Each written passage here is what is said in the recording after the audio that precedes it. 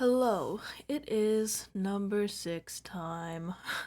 We had a bit of a break due to actually this isn't even when you're having the break because I already recorded the chapter before this. I just need to get that out. But anyway, um I think I'm going to be just a notice before we start is that I think we're going to be cutting these down to one chapter a week instead of two just because I'm starting Scum Villain. um on stream. So that's a lot of weeding. That's a lot of weeding. That's a lot of weeding for the week. That's a lot of reading for the week. But yeah, depending on how short or long these chapters are, we might just have one per week. I might merge two chapters together, but yeah, again, depending on how short the length of these are. But yeah.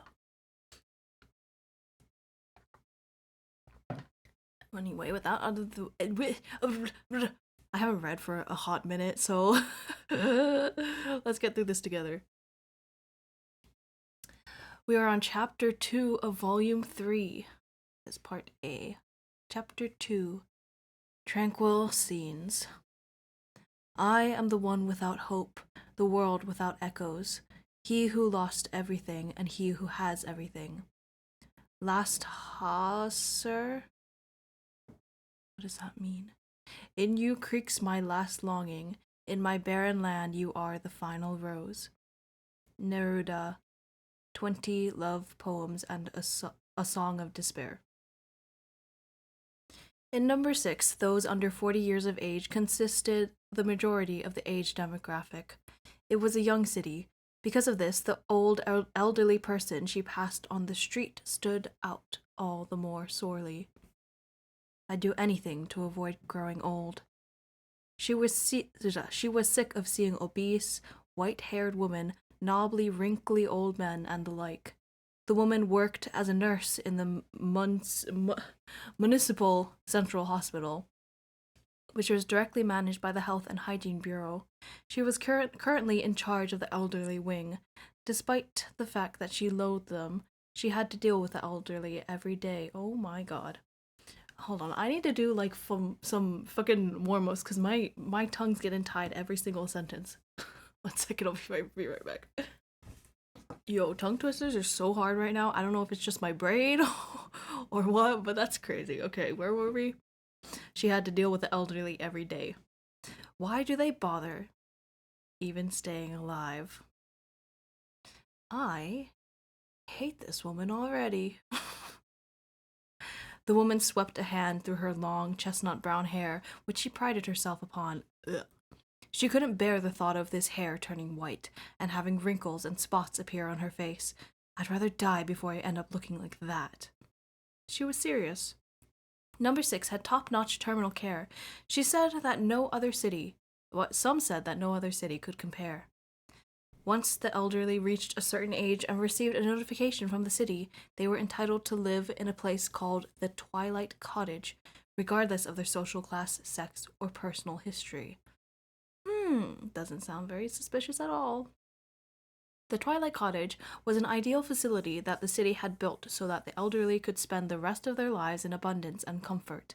People said it was like heaven for them. Medical facilities for palliative care were a given. All things that threatened to hurt them, whether it be pain, suffering, or distress, were removed. It was a facility under direct control of the city, and from the woman's workplace at the central hospital, a few elderly people would be escorted to Twilight Cottage each week. It was not disclosed what age or what criteria determined when people were sent to the cottage. Though not many, there were still some elderly who died from illness or unfortunate accident even before obtaining the right to live in the Twilight Cottage. That was why the elderly unanimously rejoiced upon receiving news of residency. It was the same with the woman whose application for residency had passed yesterday. She was ill with a disease that had been declared incurable by even number 6 stellar medical technology. I'm so glad. Now I can spend the rest of my few years in peace. I give my gratitude to God and the city for their compassion. The woman, who had said she was a strong believer in God, had clasped her hands at her breast and had murmured words of prayer before leaving the hospital wing. The Twilight Cottage. The woman didn't know where it was located. The city had also not disclosed its address, but the woman had no interest whatsoever in the Twilight Cottage. The woman hated elderly people. Her disgust was a side of the same coin of fear that she felt toward growing old herself. The woman was young and beautiful. She wanted to stay young and beautiful forever. Through her work, she had heard rumors that the city was focusing more than ever its medical research on understanding the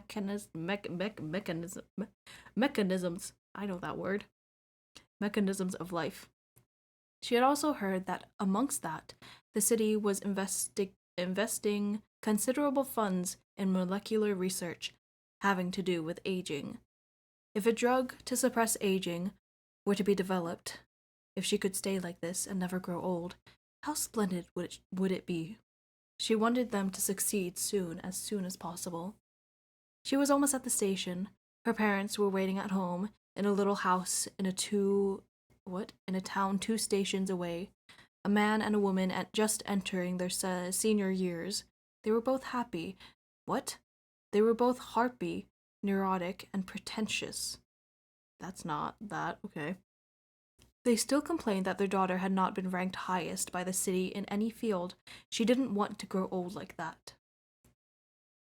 The woman stepped into view of the reflective shop window. I'm on my way home from work, so I guess it can't be helped that I look a little tired, but still beautiful. My hair, my skin, still youthful, still beautiful. She would do some shopping before going home. In the shop window, she could see the lavish dresses, tasteful shoes, and practical pantsuits that lined the stores. In this city, she could attain whatever she desired. Of course, they were limited to things within her financial range. Excluding the small part of the population that wallowed piteously in Lost Town, city residents had no problem obtaining everything they needed, as long as they weren't after the most premium class things. They could obtain clothes, food, and residence without difficulty. It wasn't nearly as good as it was for Kronos residents, but it was much better than the people of Lost Town. She lived a relatively comfortable life. The woman was satisfied with her position. She wanted to enjoy more of her youth, her beauty, comfort, and the life that lay ahead of her. Her feet stopped. A pair of shoes displayed in the window had caught her eyes. They were light pink pumps. Winter had just begun, but the spring collection was already being put out. The pink pumps glowed. There they were, earlier than any other stores, faster than anyone else, ahead, forward. They invited her. The holy celebration was next week. It was a day that marked the founding of the city. Parties and celebratory events would be held all over town. The woman, too, was planning to attend 2 parties. I'll buy the shoes, and I'll buy a light peach dress to match. It'll look splendid on me, I just know it. Just as a satisfied smile spread over her face, she was struck with a sudden dizziness. After her brief bout, the base of her neck grew hot. What's wrong with me? I feel tired. My body feels heavy. Her legs felt weak. She felt nauseous. I have to rest somewhere.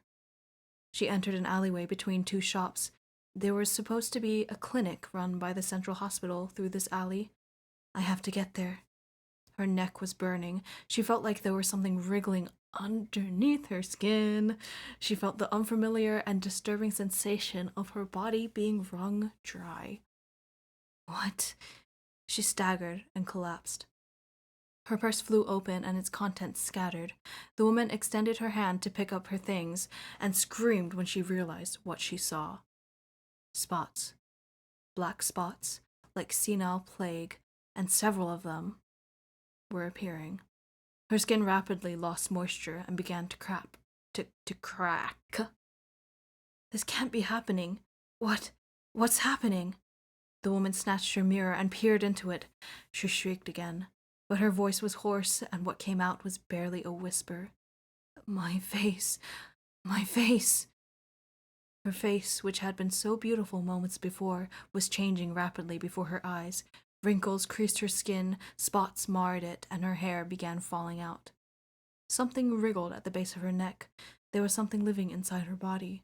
The woman, seized by fear, realized that her body was being taken over by something else. No, help me. Mom, Dad, save me. The faces of her mother and father appeared before her eyes. Mom, Dad. Her fingers extended in plea, grasped thin air. Unconsciousness overcame her.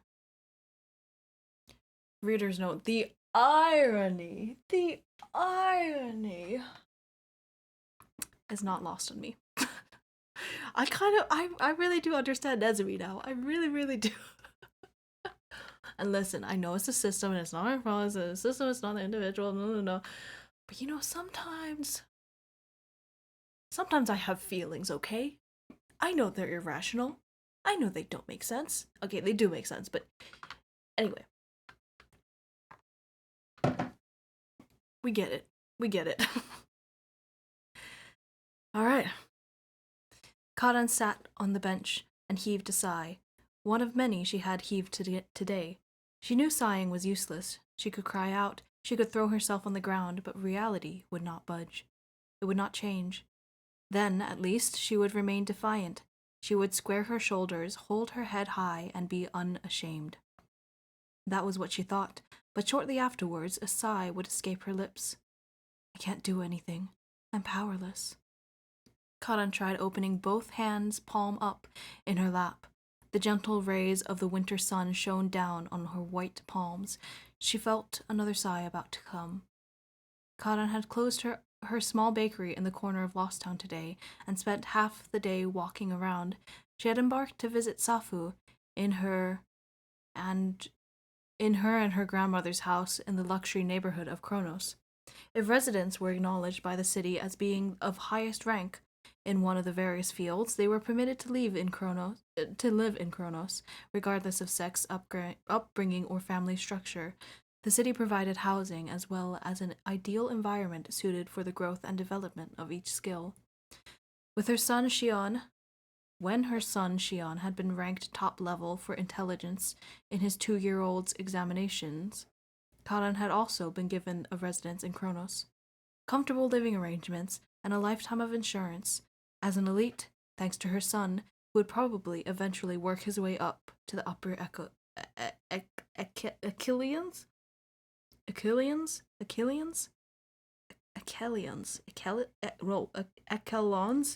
What does that mean? What does it mean? Of No.6.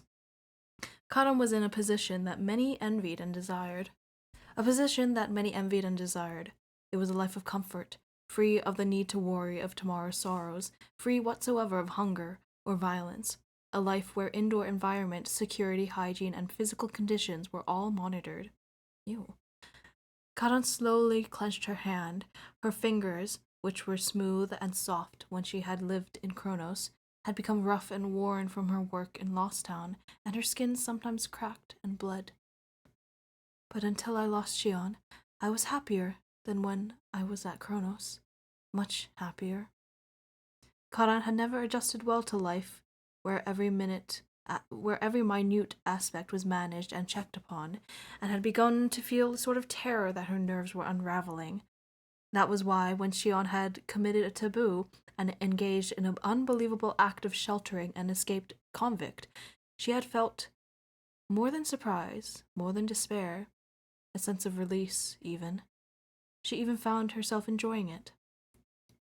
Of course, she knew in her rational mind that it meant all of their special privilege would be revoked, as well as the right to live in Kronos, and that the path to Shion's future would be closed forever, but she had still enjoyed it. She wanted to praise rather than reprimand the actions of her son, which were so foolish for one with such a level of intelligence. Shion had thrown away his life in Kronos so easily. Rather than his stable and insured life, he had chosen the road to protect one who had fled into his room one stormy night.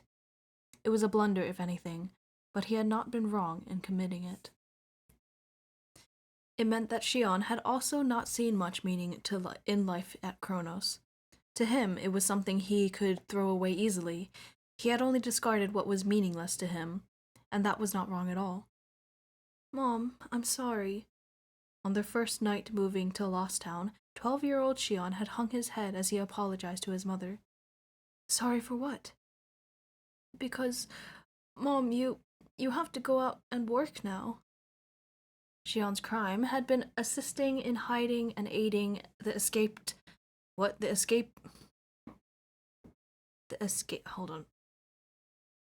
Sorry, I had to sneeze real bad. Also, I think that's meant to be escapee. Where did I fucking. Hello, where was I? Oh, I lost it. I lost it with the sneeze. I lost it with the sneeze. Aiding the escape. Oh, never mind. Hiding and aiding the escape of a violent criminal called a VC in No.6. With regards to his age, he had been let off only with exile from Kronos. But in turn, he was forbidden to live anywhere other than the city's lowest class residential area of Lost Town. Mother and son had slid from the crest of the mountain top to valley bottom in a mere night.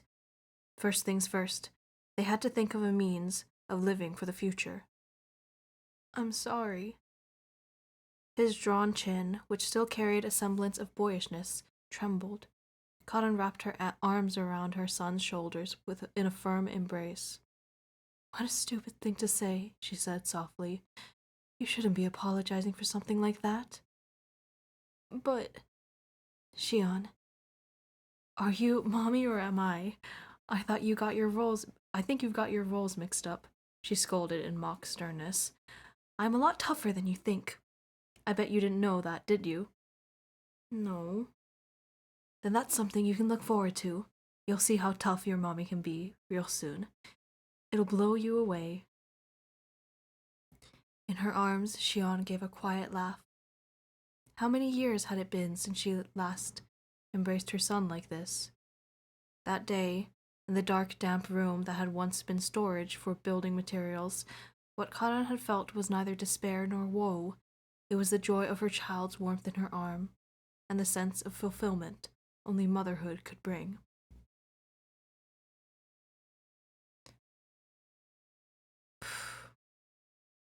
What kind of person was he? Huh? The person you took under your wing. I was just wondering what he was like. I'm curious to know, but you wouldn't tell me, right? Shion's body shrank away from her as if he had been stung. His pout and his flushed cheeks struck her as so humorous that Karan couldn't help but smile. Good night, Shion mumbled with the expression still on his face, hastily trotting out of the room. Even after the rickety door had closed with a loud noise, Karan was still smiling. She wondered what kind of boy he had been, what kind of boy had made Shion leave Kronos behind. What about this boy was Shion drawn to and dazzled by? The boy is underlined. I'm guessing they're just using a gender neutral um mm, word. Although you could have just said like child or kid or whatever. I don't know. Maybe I'm wrong. She wanted to know. But Shion would probably never put it into words. Children learned to hide their feelings and encountered something that made them, and that was how they grew up. Maybe she would never be able to draw her son close again like this, without hesitation. Just as how a fully fledged bird spreads its young wings to leave its nest, Kara knew that she would have to part with Shion someday. She was prepared.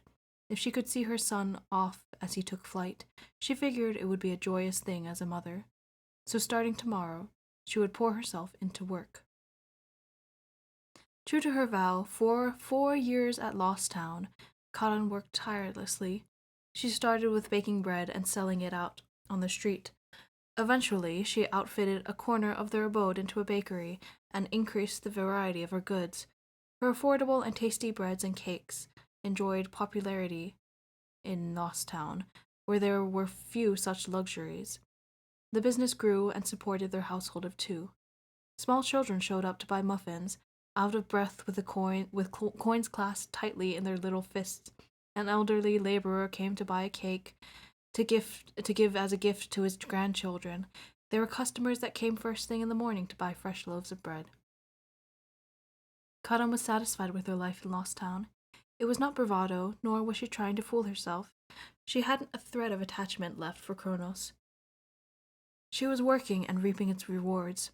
It was a life that they had built up with their own hands, with their feet firmly planted on the ground. She desired nothing more. Karan was, in her own way, happy, until that day had come. One day, Shion had simply disappeared. He had left in the morning for his workplace at the Forest Park Administration Office, never to return home. This was far from the kind of parting she had steeled herself to face as a mother. This was no natural way to part. It was so irregular, so sudden, so cruel. She realized how naive and dreamy she had been in thinking that she would see her son off as he took flight from the parental nest. She had been put under arrest as a suspect of violent crime. Nope. He had been put under arrest as a suspect of violent crime and been incarcerated in the correctional facility. When she had received word from the security bureau, Karan experienced the full extent of the ugliness of despair. Despair meant being spun into the folds of deepest, darkest darkness. The darkness slithered its way into her body and numbed her hands and feet. How irresistible death had seemed then.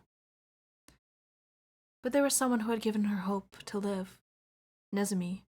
He had contacted her to let her know that Shion was alive in the West Block.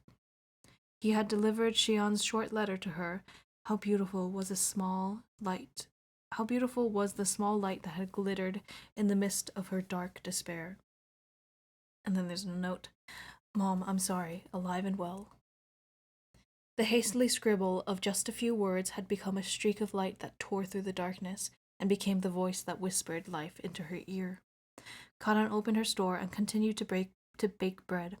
Until Shion came home, she would grit her teeth and wait. She would keep waiting. Nezumi had brought her the strength to do it. At times, she was still overwhelmed with anxiety and the urge to scream, but Karan's daily life was gradually regaining its stability. It was around this time that Safu had appeared at her door. Sorry, my nose is stuffy.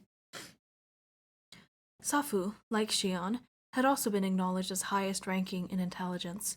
She was a girl whose large black eyes stood out defined on her face, and she had an honest gaze. Safu, with few words but a strong will, had spoke of her love for Shion, and had proclaimed that she was going to the West Block to see him. It doesn't matter to me. Even if I could never come back here again, I wouldn't regret it. If Shion is in the West Block, that's where I'm going. I want to see him. I want to see Shion. I love him. From the bottom of my heart, I've always loved him. Only him. The 16-year-old girl had formed these words. Fighting back her tears, and for their simplicity and awkwardness, they had touched Karan's heart all the more. But moved as though she was, she could not let Safu go to the West Block. As Shion's mother, and as a grown adult, she had to stop her. Safu left the store, and Karan had followed shortly afterwards. What she witnessed was the kidnapping of Safu by Security Bureau officials. It had already been 3 days since then. Safu. At her wit's end, Karan let another sigh escape her lips. She had not the faintest idea what she was to do next. She had passed a memo to the small messenger mouse. That was all she had done. Would Nezumi save the girl as he did with Shion? If she was already imprisoned in the correctional facility, it seemed almost impossible to save her. If Shion found out and set out to the correctional facility to save Safu, perhaps this time he would really be killed. Maybe I've done something rash. There was no way Nezumi would take such a risk to save a complete stranger. Her feelings shredded into little ribbons and made her fingers tremble. Karan had spent these past 3 days hardly sleeping or eating. She was physically and mentally exhausted, and yet was unable to stay still, and had come all the way here, close to where Safu used to live. The luxury neighborhood of Kronos.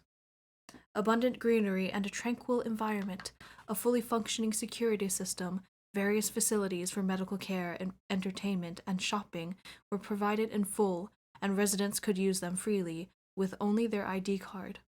Even within the holy city of No.6, Kronos was of a different class still, a residence beyond anyone's wildest dreams.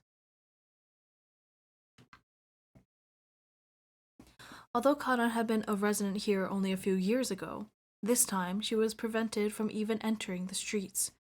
As soon as she had stepped onto the cobblestone path that led to Kronos, the gates had closed. "We are very sorry. Due to concerns for safety, the area past this point is accessible to Kronos residents only. Thank you for your understanding. Further, anyone who passes the gates without an entrance permit or special residential districts issued by the authorities is subject to removal from the premises and punishable by municipal law, Article 203, Clause 42. I repeat, due to concerns for safety." A gentle female voice flowed forth. The surveillance camera attached to the chalk-white gates silently captured Karan as she stood with her feet rooted to the ground. If she remained unmoving here, the soft voice would turn into a shrill alarm, and Security Bureau officials would burst onto the scene. Karan had no choice but to turn her back on the gate, bite her lip, and go back the way she came. And now, in the corner of the forest park, she was sitting on a bench under a large tree that had lost all of its leaves. She sat staring absently down at her hands. "Shion, Safu, why am I so powerless? I've been living for decades as a parent. I'm an adult, and I can't even help two young people who are in the middle of a crisis. I've been alive for so long, and yet..." Karan lifted her face. An emotion quite different from dread or anxiety flitted across a corner of her heart. In the years that No.6 shaped itself and began maturing as an independent city, Karan lived in its interior as a resident. 6 cities were founded in the world, building upon the numerous blunders that humankind had caused. It was a place free of war or hunger, and people could live here in peace and freedom. Here, the people could live from birth to death in safety, bliss, and tranquility.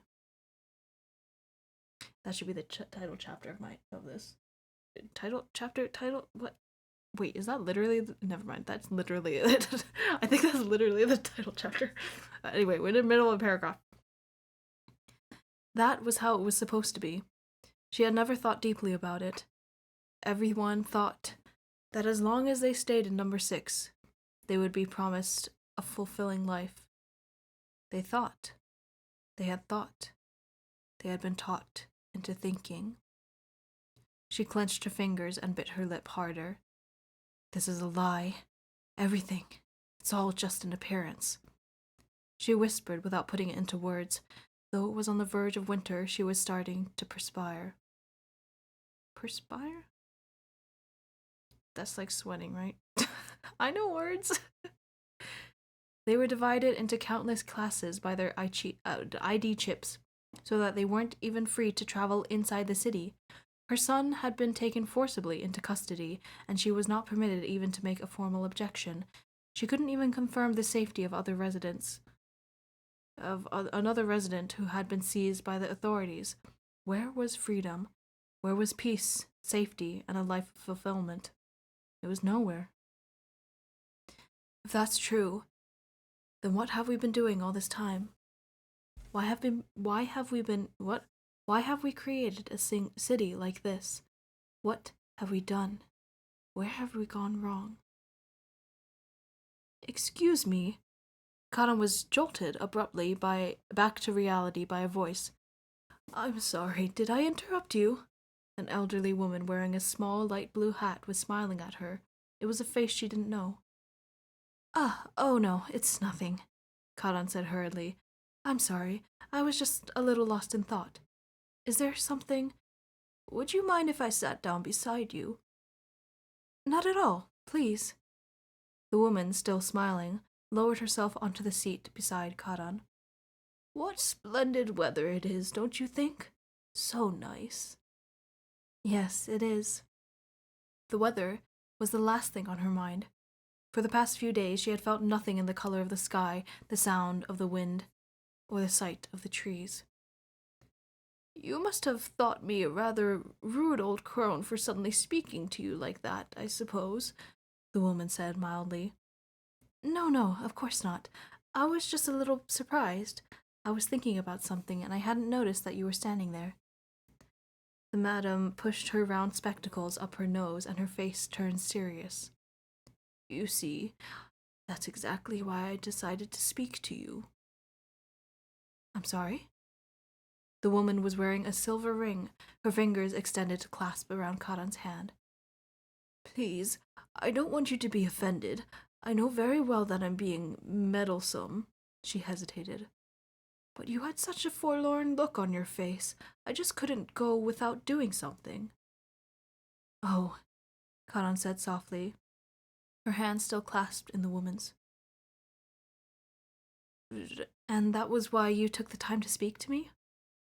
Oh, yes. There you were, on such a fine day, on such a splendid afternoon, looking as troubled as ever. You were sitting alone, limp on the bench, and with your head bowed.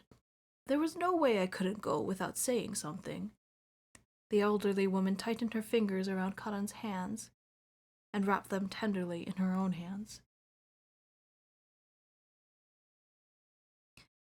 Why is a lady so young and beautiful as you sitting with such a face? Has something happened? A pair of eyes behind the spectacles were soothing and gentle. Above their heads, branches of the branches of a what? The branches of a beech tree were swaying. Thank you for your concern. I've just been going through a bit of trouble.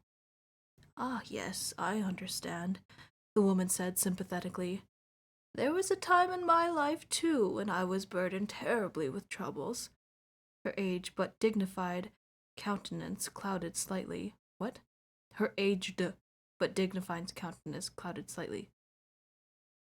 What?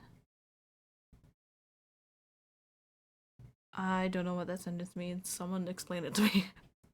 Karan's heart leapt for an instant. Were there other people brooding like her? Were other people suffering like her?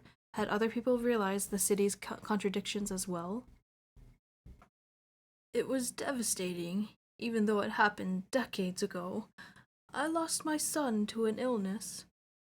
An illness, murmured Karan. Yes, he was only 3. When he died, I still remember crying uncontrollably when I saw how small his coffin was. You would understand, wouldn't you, the feeling of a mother who's lost her son? Karan tried to nod and drew her chin back just in time. Xian was still alive. I haven't lost my son yet. I can't quite say that I do understand, she said slowly, but you must have suffered so. Indeed, I did. Words couldn't describe what I went through. Many times I thought how much better it would be if I were dead, but now I'm glad I'm alive. I couldn't be happier, living in such a brilliant city, surrounded by my children and grandchildren. The woman smiled and cast her gaze around her. I would have wanted my son to experience growing up here. No, if medical care in No.6 had been what it is now, I'm sure he wouldn't have had to die. Karan swiftly drew her hand back. The elderly madam's gaze wandered into the sky as she continued talking. Her lips were still turned up in a vague smile. I really do think this place is utopia. You know, I say this to my grandchildren very often. I say, you must be grateful for being born here. They just look puzzled, of course, but that's when I tell them about the West Block. The West Block? Karan's heart quickened again, for an entirely different reason this time. Yes, the West Block. Do you know what sort of place it is? Karan leaned forward. She wanted to know. The West Block was where Xian was, and she wanted to know the details, what sort of place it was. I haven't the faintest idea. Please tell me. The lady furrowed her brow and shook her head. I don't know much about it myself, but my nephew works at the Access Control Center, and I hear stories from him sometimes. It's a horrible place, I hear.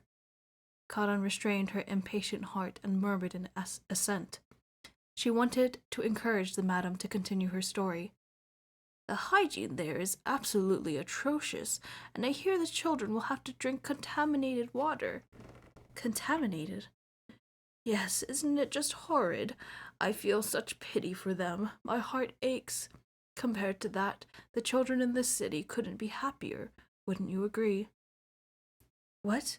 I mean, yes, but that's why they're over. That's why over here. That's why over there they're plagued with contagious diseases all the time. Ones we could never imagine within No.6. Crime is a daily occurrence, and safety is almost non-existent. The residents of that block are all uneducated, savage, and most will even kill a man without batting an eye if it means money for them. Just recently, I heard a group of violent men tried to force their way into the control office. Of course, since their security system was perfect, they were arrested before they even set foot inside. It's frightening, really. The lady wrapped her arms around herself and shivered. My nephew told me the place is like a hell. The bassist?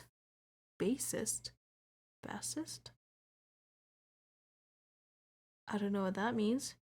Worst possible environment. It must be ever so different from here. We must rejoice, too, that we're residents of No.6, not just our children. As for myself, I'm not afraid to tell my grandchildren how fortunate they are in No.6 as No.6 residents compared to the West Block. The West Block? The basest, worst possible environment. Basest? Bassist? I'm gonna have to look that up later. Karan closed her eyes. Shion's handwriting floated up in her mind. It was a mere scribble, and only one line long. It was slightly slanted. It was a slightly slanted, distinct hand. The note again. Mom, I'm sorry, alive and well. The letters were brimming with energy. It was writing that radiated youthful vigor for life. He was alive in the West Block, ever so strongly even now. He was continuing to live on. Is something the matter? She opened her eyes at the elderly lady's words.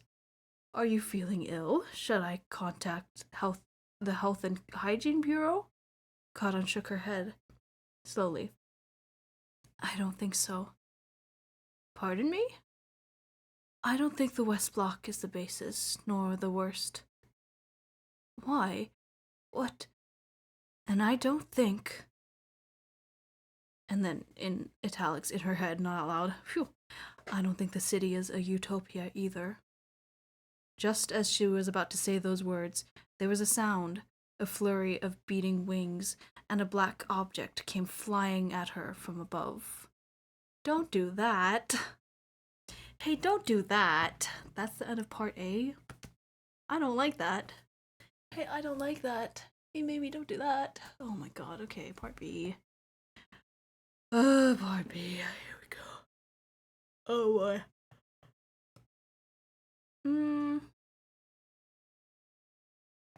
Yeah, it's okay. I'm just trying to check the length of this. Alright. Part B. The elderly woman gave a small cry.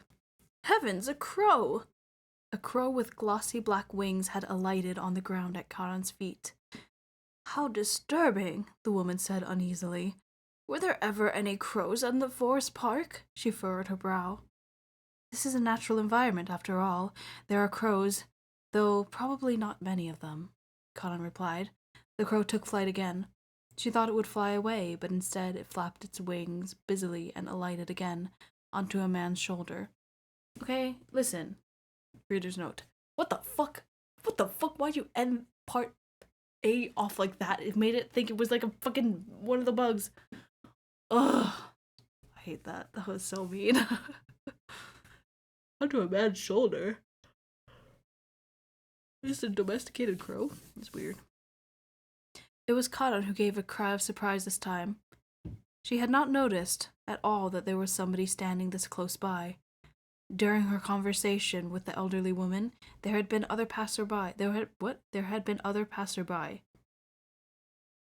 What? Sorry, there are so many interruptions in this reading. Where was I? How disturbing. During her conversation with the elderly woman, there had been other passerby. An elderly man. Another? I think it's supposed to say another. An elderly man with his dog. A girl stooping to pick up a colored leaf. A group of what looked to be students. But no one with a crow on their shoulder. When had he gotten so close? How long had he been there? It was a little unnerving. Sorry, my dog is pacing now. He wanted to come in here and now he's just pacing. Go lie down. Go lie down, baby. Go. Go. He is very indecisive. The man was tall and wiry and clad in a light brown jacket with trousers of the same color. He had a full head of hair, but with streaks of gray that stood out. His mustache was also flecked with gray. Apart from the fact that he had a crow perched on his shoulder, he seemed like an ordinary, middle-aged man. And he was a complete stranger. But the man extended both his hands toward Karan with a smile on his face. He even called her name as he spoke. Karan, I missed you. Huh? Before she could give a decent answer, the man grabbed Karan by the arm and drew her toward him. Karan's small stature nestled easily into the man's long arms as they encircled her. He was holding her so tight she couldn't breathe. Huh? Forgive me, he pleaded. It's all my fault. I'll never do anything that'll make you feel bad again.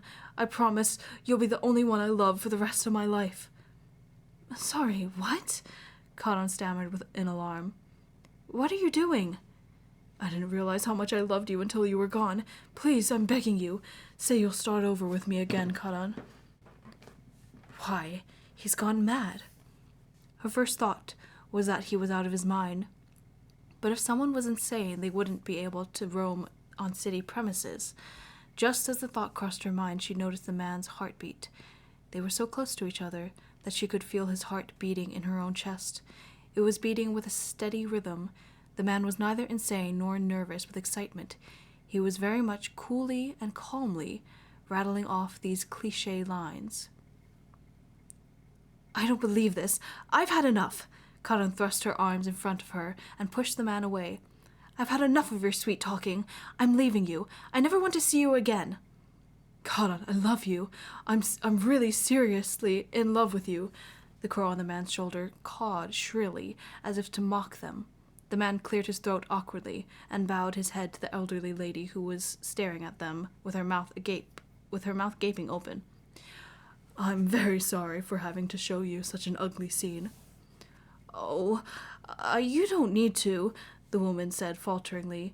So, you two are... We're lovers, the man answered. I was a fool and I caused her a lot of pain. I just wanted to apologize to her and start over again. I see. Well, We've got some important things to discuss, so if you'll excuse us. The man grabbed Karan's arm, and she was half dragged away from the scene. The crow cawed loudly again, and took... period. They took a back route behind the park office, Shion's former workplace. Goodness gracious. I need to take a drink. And exited through the back of the park. The man uttered not a single word the whole way. Karan also remained silent as she was pulled along by the arm. There was a white car parked at the curb. It was a rather old model, seldom seen on city streets anymore. The man opened the door and spoke quiet without any hesitation. Get in. No, thank you. Get in, the man repeated. I have something I want to talk to you about. With a great swoosh of his wings, of its wings, the crow swooped noisily from the man's shoulder to the back seat of the car. Then it looked at Karan and jerked its head as if to invite her to follow. "He looks like a smart bird," Karan observed. "He's a little too smart for his own good." The man's long, suffering tone was telling of how much trouble the bird must have caused him. The crow opened its beak widely and made a cackling sound. It sounded like it was laughing. Karan found herself laughing a little too. Only after she finished laughing did she realize how she had gone past these past few days without laughing or even smiling at all. Karan continued holding the crow's gaze as she slid into the passenger seat. The electric gasoline hybrid car glided forward soundlessly. When they merged onto the highway, the man pressed the switch on auto drive and took his hands off the steering wheel. You know what's crazy? Readers note, you know what's crazy is that this was written years ago, and I don't think we had, we didn't, the fact that we have auto drive now, kind of, fuck Teslas, but you know, kind of does exist. It's crazy.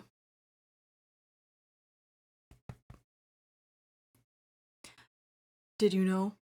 A new bylaw is being put into place, and we won't be able to use gasoline starting as early as next year, which means I won't be able to drive this car anymore, either. I've heard that fossil fuels have nearly been depleted, except for coal, said Karan.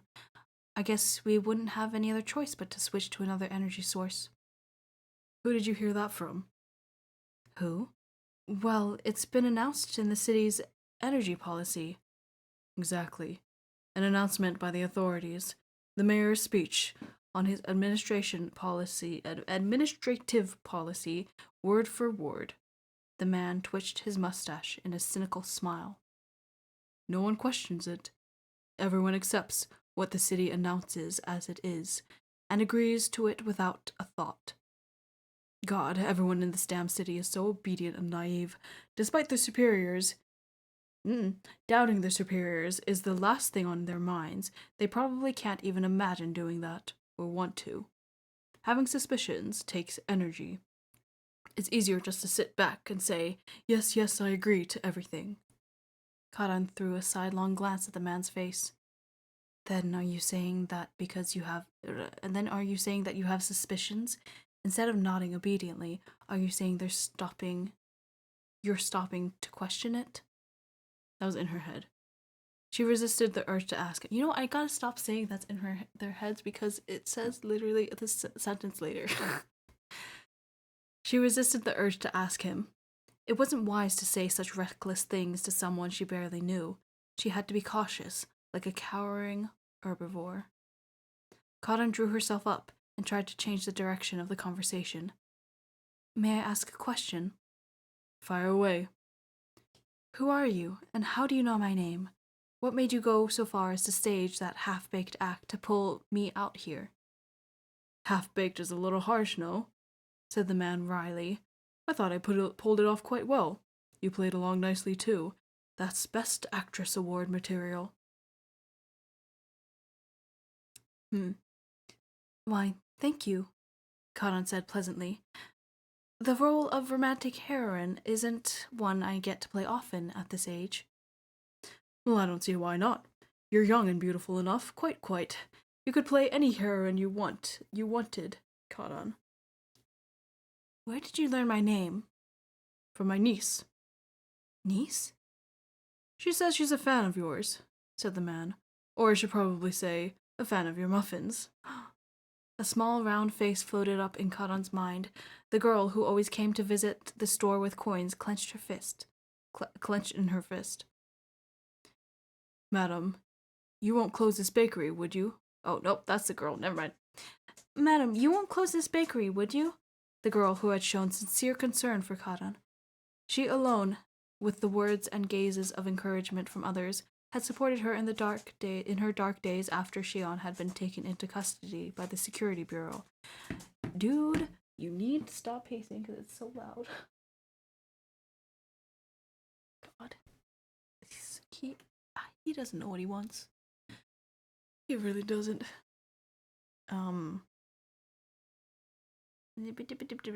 Okay. Lily. That's the one, the man affirmed. Lovable Lily. She's my youngest daughter's sister. What? She's my younger sister's daughter.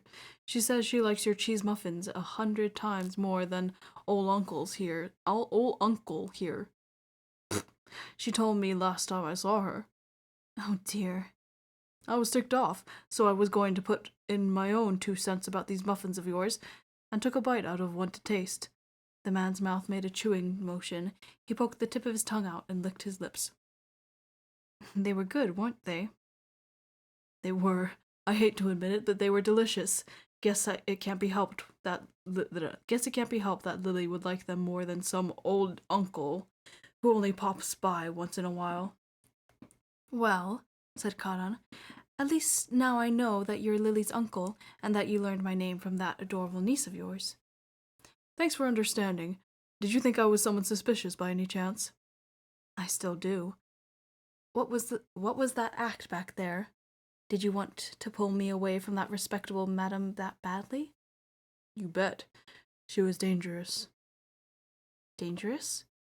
The car turned slowly. It was going to Lost Town. It seemed safe to believe that this man intended to take her home. The old car went back along the same path she had taken this morning, deep in thought. She had taken a day off from the bakery today. Was Lily disappointed? You were a hair away from voicing your dissatisfaction toward the city, am I right? I don't think the city is a utopia. Indeed, she had been about to voice those words. But she had been interrupted at that very moment by the sound of the crow's beating wings. That was dangerous? There's a possibility it might have been. What would you have done if that lady decided you were trouble? Trouble? What do you mean? What I'm saying is, she would have gone to the authorities and told them that the woman sitting on the park bench has a dissatisfaction with the city. You mean she would secretly turn me in? Finding it hard to believe? Of course, Cotton blurted. That's nonsense. That madam was concerned about me. She spoke to me out of kindness. Exactly, because you looked so depressed. In this utopia, in No.6, everyone has to be happy. Even seriously ill or injured people have almost all of their pain removed by leading-edge medical technology. People who are troubled, or who contemplate, or who lose themselves in thought. Those kinds of people don't exist. They aren't allowed to exist. That's not, Cotton protested. I mean, there are always people on the bench who seem to be lost in thought. The man shook his head and tapped a corner of the small monitor on the dashboard that was displaying road information. Small digits expressing the time popped up on the screen. Do you remember how long you were sitting on that bench for? Cotton gazed at the numbers and shook her head. She had forgotten completely about the time. She had sat on that bench, contemplating, wrestling with her thoughts, and unable to find an answer. She had lost the will to stand up and keep walking. Your time limit is 30 minutes, the man muttered. Huh? Citizens are allowed to space out for 30 minutes at most.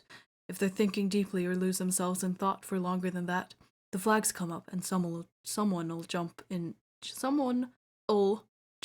to check. So you're saying that madam approached me to investigate because I was brooding for such a long time? I couldn't say, the man answered. All I know is that there was a possibility. Maybe she was just a little old woman who thought she was being kind and generous, the kind that wouldn't mind doing something nice as long as it's not too much trouble for them. What a horrible way to put it. It's the truth.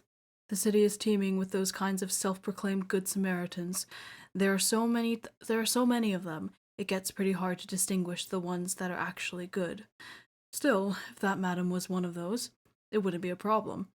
But what if she was a snitch? It would have been a close call for you, wouldn't it?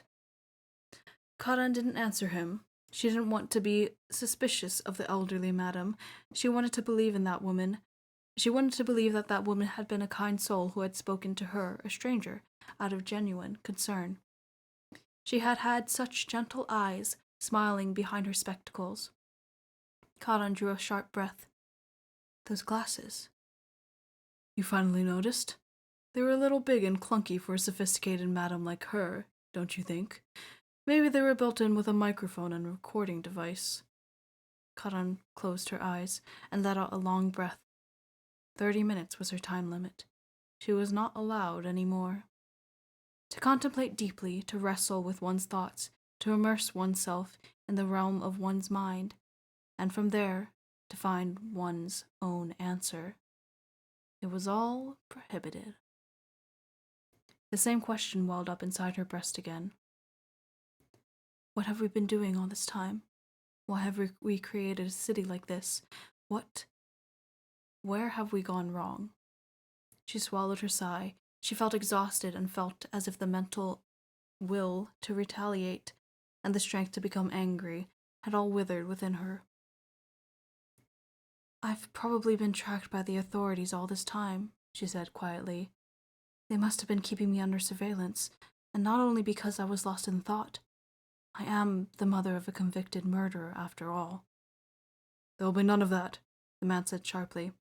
No putting yourself down. His tone was that of a father scolding a daughter. Do you really think your son is a criminal, like the authorities have told you? Karan lifted her gaze off the floor and shook her head. She had not believed for an instant that her son had murdered someone. This is all something I heard from Lily, continued the man. She says your son, named Shion, right? Says he's really nice. When she'd break her toys, he'd always fix them for her. Says she likes him a lot more than Uncle here, though not as much as your muffins. She was wondering if he had a girlfriend. Was she? Oh dear, Karan said with a hint of a smile in her voice. Cheeky, huh? Acting older than her age, but for all it's worth, she can't seem to realize how attractive her own uncle can be. Don't know how my sister raised her for her to turn out like that. And if I ask Lily, would I be able to find out what name this attractive uncle of hers goes by, and what he does? The man laughed at Karan's words and tapped the panel lightly again. God knows what might happen if you ask Lily. She'll probably tell you that Uncle Yoming is a weird man who wanders by the house once in a while, eats till he's full, and scoots out of the place. Yoming? That's your name? Yeah, and this is my job. The panel filled with the images of bread, cakes, and other light fare. Followed by caloric content and nutritional information, price and name of the stores that serve them. What the fuck? I run an electronic news feed for all sorts of entertainment in the areas for all of them except Kronos, which isn't much, I mean, apart from dining and seasonal events, which is mostly what I do. Since the city oversees all the plays, concerts, and print publishing, there's not much we can write about other than food and drink. The food bureau's out of the question. No way I could get inside that place. So it's just stuff like where to eat good cakes, or good places to have lunch, or things like that. I do the best I can. It's actually quite popular. I mean, after all, in Lost Town, there's not much to do for fun other than eat and drink, so everyone's eager for information. By any chance, are you... Right on, the man said energetically. I want to run a feature on your bakery's breads and cakes, with a spotlight on the muffins. Will you let me interview you? Reader's note, my throat is hurting from doing this voice so much. Why do I have to give the voices like this? Oh, I do this to myself. I have water. It's all right. Where was I?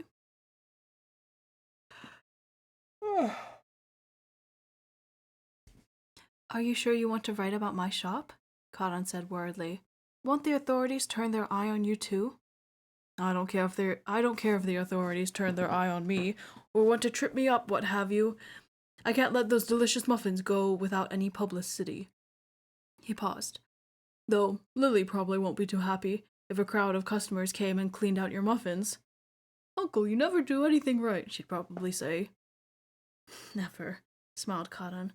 But my bakery's been on the news before, with my son's incident and all. People from Lost Town might still come. But what about people from other areas? Yo Ming shrugged his shoulders and erased the image on the touch panel screen. Cotton, the people of this city aren't very good at remembering things. His voice was hoarse and hard to catch. They forget everything in a blink of an eye, no matter how serious the incident. Gone. What's more, they don't even see the possibility that there might be something underneath the surface, remembering, doubting, contemplating.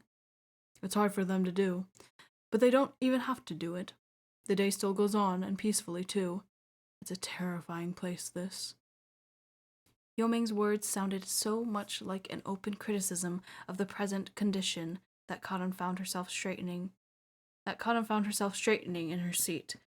If this conversation reached outside ears, that would be more terrifying than anything. As if perceiving Cotton's agitation, Yo Ming relaxed his face in a smile and waved his hand nonchalantly. Don't worry, this car is equipped with an anti-tapping device. But who knows, maybe all the new cars rolling out next year will have tapping devices built right into them. Taping or tapping? I don't know. Yo Ming, why are you so critical of the city? How can you be so certain that this is a frightening place? After a brief silence, Yo Ming tapped the touch screen 3 times.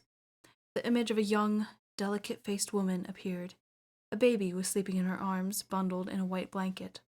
The woman's smile was filled with the bliss of motherhood.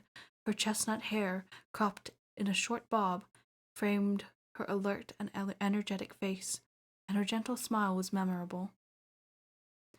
My wife. That's our son in her arms. This picture is from a long time ago.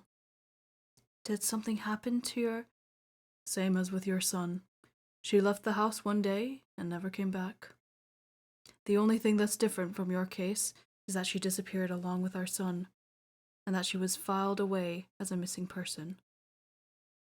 Cotton's breath caught in her throat. Yo Ming's calm and leveled way of speaking made the fact even more shocking. It's the same as Xian. There's someone who's been through the same thing. She was a school teacher, Yo Ming said quietly. She taught art and music to kids like Lily. She said no other job could suit her better. She always told the kids to cherish what they felt in their hearts, whether it be for drawing a picture or writing a song. She said the most important thing was to look straight at your feeling and emotions and express them truthfully. That's beautiful, Colin breathed. I don't think I've heard such touching words in a long time. Yeah. She says she was an admirable woman, touched a lot of people. She had firm beliefs and taught her children based on those. But she started getting more and more stern warnings and directions from the Education Bureau. They told her to teach the kids strictly by the book. The book that they'd published, of course. Naturally, she resisted, and she got fired from her workplace. She got her license revoked, too, because they deemed her as unfit for teaching. I think during that time, there were quite a few teachers like her who were removed from their jobs. You didn't know, did you? I had no idea.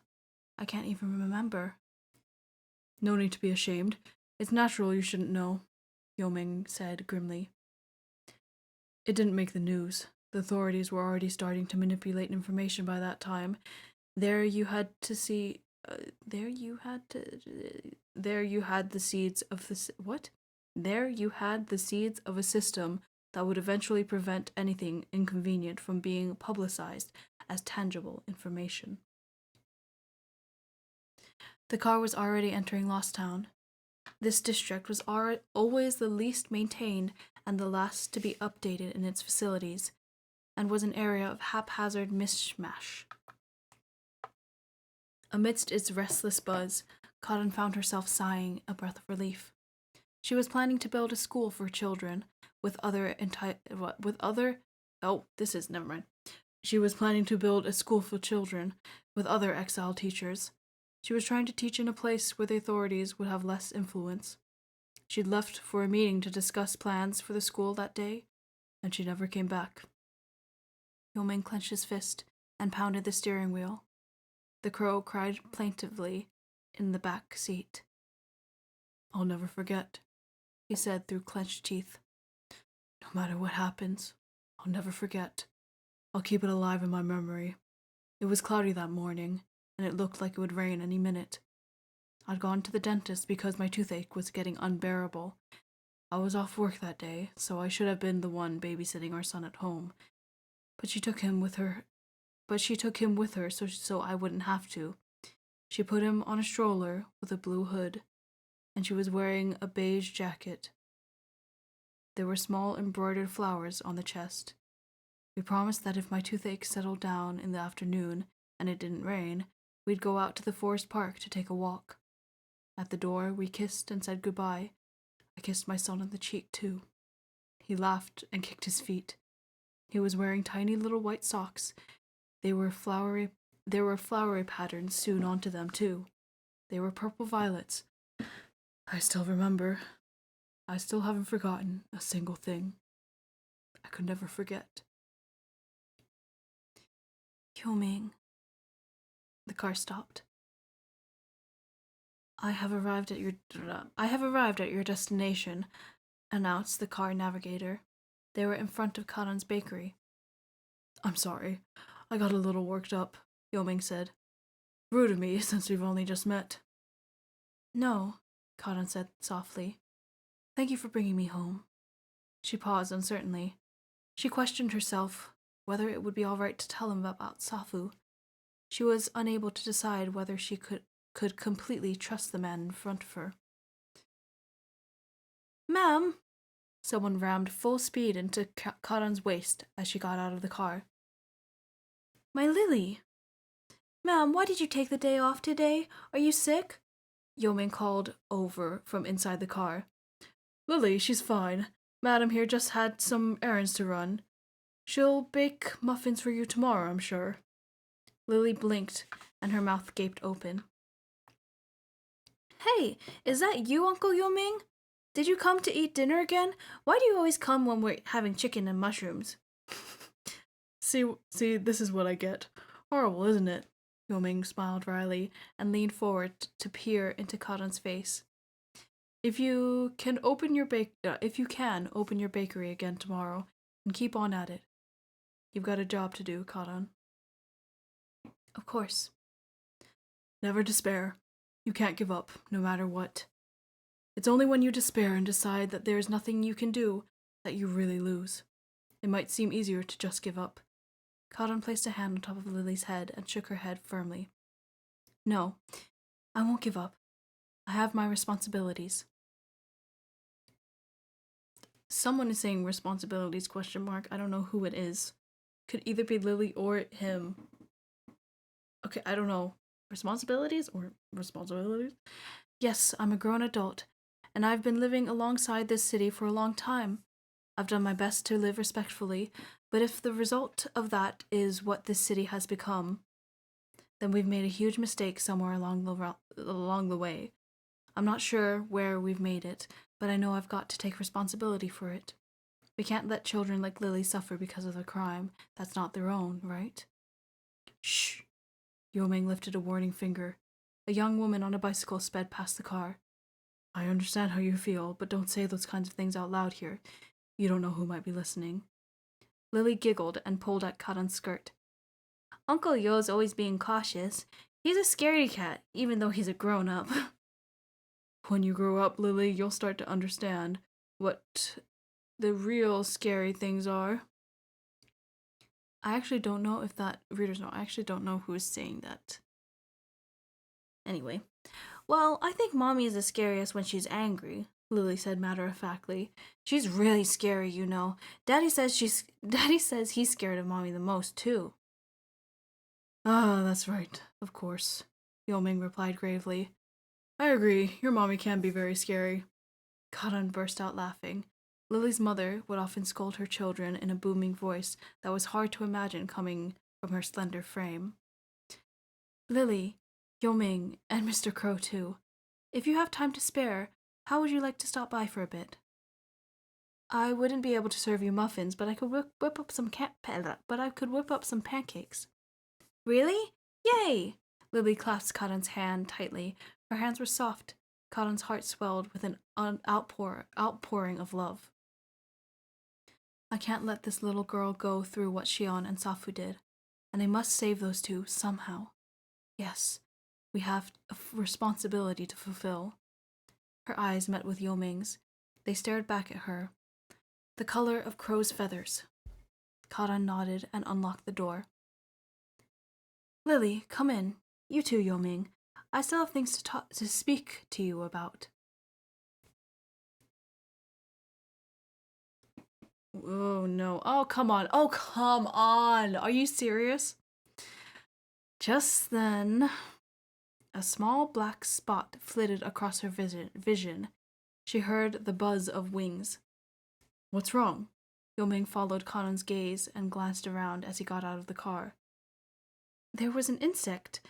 I thought I saw a bee flying around. Bee? It might be warm still, but I don't think they should be active anymore. I guess you're right. It was winter. There was no way bees would be flying around. Even if there were, it was probably a single insect that had wandered out into the air, drawn by the sunlight and warmth. But she could not shake the foreboding feeling in her heart. Ma'am? Lily stared up at her from below as she stood still in the doorway. Oh, sorry about that. Come on in. My nerves are just on edge. I must be tired. Cotton reassured herself and opened the door.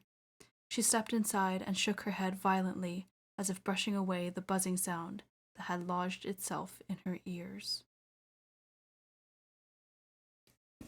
Hey, I don't like that. Hey, that's the end of chapter 2, and I don't like that. I don't remember what happens to her in the anime, and oh, okay. But yeah, my voice is pretty shot, so I'm gonna leave it here. But yeah, I'll see you next week. I will. I better. I better. If I don't, then something else has popped up. So if I don't, then you'll know probably by the lack of it. Sorry. I'm sorry. I'm not very organized. But yeah, hopefully I'll see you next week. Bye.